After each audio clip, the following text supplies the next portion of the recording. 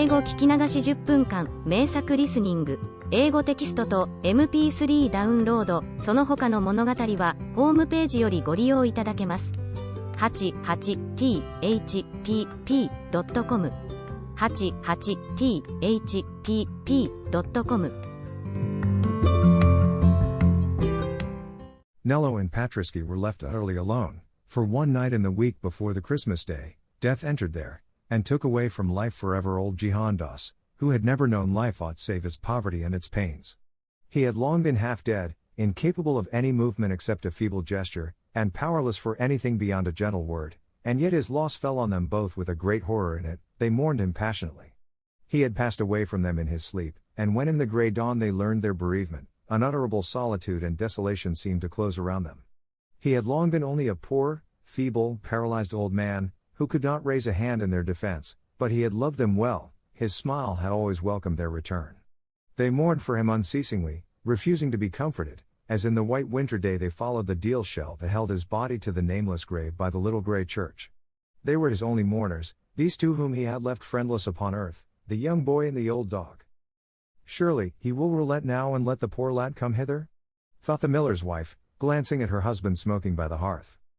Boz Coges knew her thought, but he hardened his heart, and would not unbar his door as the little, humble funeral went by.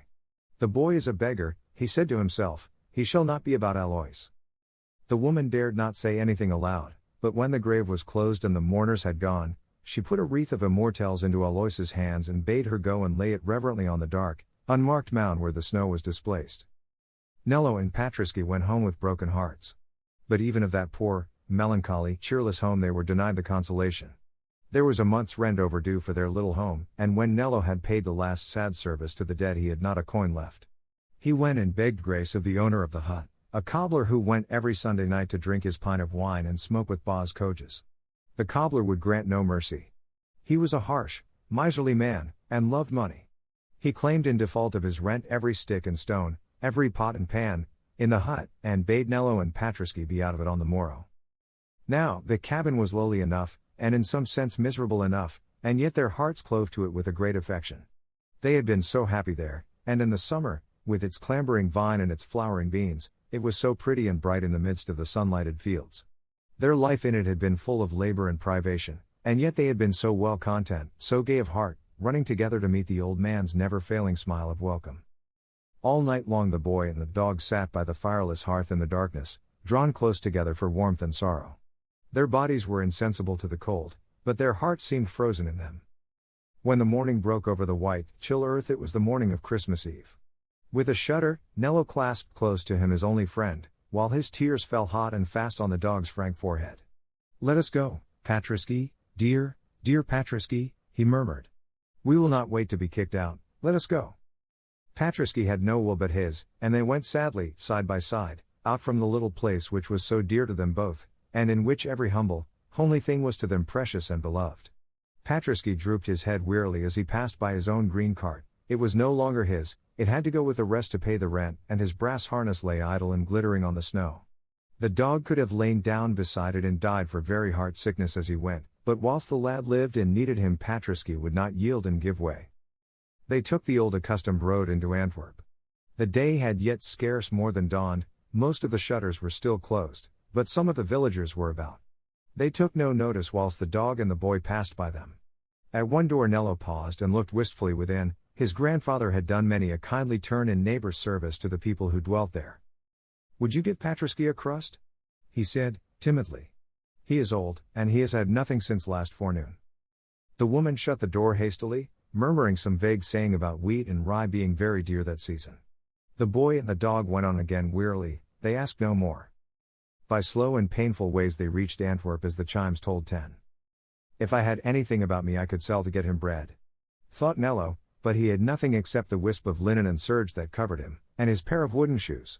Patriski understood, and nestled his nose into the lad's hand, as though to pray him not to be disquieted for any woe or one of his. The winner of the drawing prize was to be proclaimed at noon, and to the public building where he had left his treasure Nello made his way.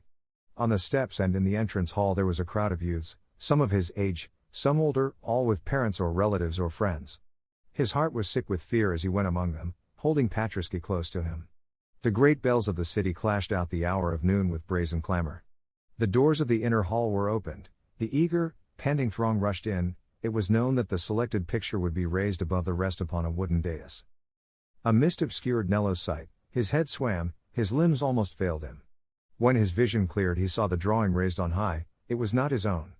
A slow, sonorous voice was proclaiming aloud that victory had been adjudged to Stephen Kieslinger, born in the burg of Antwerp, son of a wharfinger in that town. When Nello recovered his consciousness, he was lying on the stones without, and Patriski was trying with every art he knew to call him back to life. In the distance, a throng of the youths of Antwerp were shouting around their successful comrade, and escorting him with acclamations to his home upon the quay. The boy staggered to his feet and drew the dog into his embrace. "It is all over, dear Patriski," he murmured, "all over." He rallied himself as best he could, for he was weak from fasting, and retraced his steps to the village. Patriski paced by his side with his head drooping and his old limbs feeble from hunger and sorrow. The snow was falling fast, a keen hurricane blew from the north, it was bitter as death on the plains. It took them long to traverse the familiar path, and the bells were sounding 4 of the clock as they approached the hamlet. Suddenly Patriski paused, arrested by a scent in the snow, scratched, whined, and drew out with his teeth a small case of brown leather. He held it up to Nello in the darkness. Where they were there stood a little Calvary, and a lamp burned dully under the cross. The boy mechanically turned the case to the light. On it was the name of Boz Kojas, and within it were notes for 2,000 francs. The sight roused the lad a little from his stupor. He thrust it in his shirt, and stroked Patriski and drew him onward. The dog looked up wistfully in his face. Nello made straight for the mill house, and went to the house door and struck on its panels. The miller's wife opened it weeping, with little Eloise clinging close to her skirts. "Is it thee, thou poor lad?" she said kindly through her tears. "Get thee gone ere the boss see thee. We are in sore trouble tonight. He is out seeking for a power of money that he has let fall riding homeward, and in this snow he never will find it, and God knows it will go nigh to ruin us. It is heaven's own judgment for the things we have done to thee." Nello put the note case in her hand and called Patriski within the house. "Patriski found the money tonight," he said quickly. "Tell Boz Kojas so. I think he will not deny the dog shelter and food in his old age. Keep him from pursuing me, and I pray of you to be good to him." Ere either woman or dog knew what he meant, he had stooped and kissed Patriski, then closed the door hurriedly and disappeared in the gloom of the fast, falling night. The woman and the child stood speechless with joy and fear. Patriski vainly spent the fury of his anguish against the iron-bound oak of the barred house door. They did not dare unbar the door and let him forth. They tried all they could to solace him. They brought him sweet cakes and juicy meats, they tempted him with the best they had, they tried to lure him to abide by the warmth of the hearth, but it was of no avail. Patriski refused to be comforted or to stir from the barred portal. It was 6 o'clock when from an opposite entrance the miller at last came, jaded and broken, into his wife's presence. "It is lost forever," he said, with an ashen cheek and a quiver in his stern voice. "We have looked with lanterns everywhere, it is gone, the little maiden's portion and all." His wife put the money into his hand, and told him how it had come to her. The strong man sank trembling into a seat and covered his face, ashamed and almost afraid. "I have been cruel to the lad," he muttered at length, "I deserved not to have good at his hands." Little Eloise, taking courage, crept close to her father and nestled against him her fair curly head. "Nello may come here again, father?" she whispered. "He may come tomorrow as he used to do." The miller pressed her in his arms, his hard, sunburned face was very pale and his mouth trembled. "Surely, surely," he answered his child. "He shall bide here on Christmas Day, and any other day he will. God helping me, I will make amends to the boy, I will make amends." Little Eloise kissed him in gratitude and joy, then slid from his knees and ran to where the dog kept watch by the door. "And tonight I may feast, Patriski?" she cried in a child's thoughtless glee.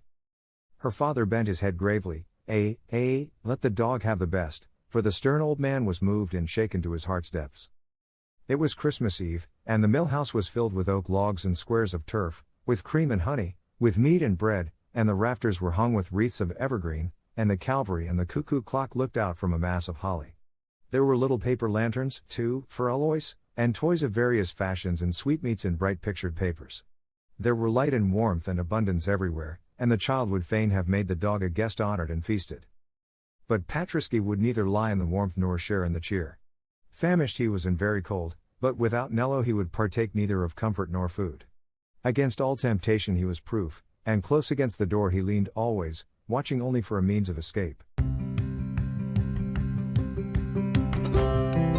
英語聞き流し10分間、名作リスニング、英語テキストと MP3 ダウンロード、その他の物語は、ホームページよりご利用いただけます。88thpp.com 88thpp.com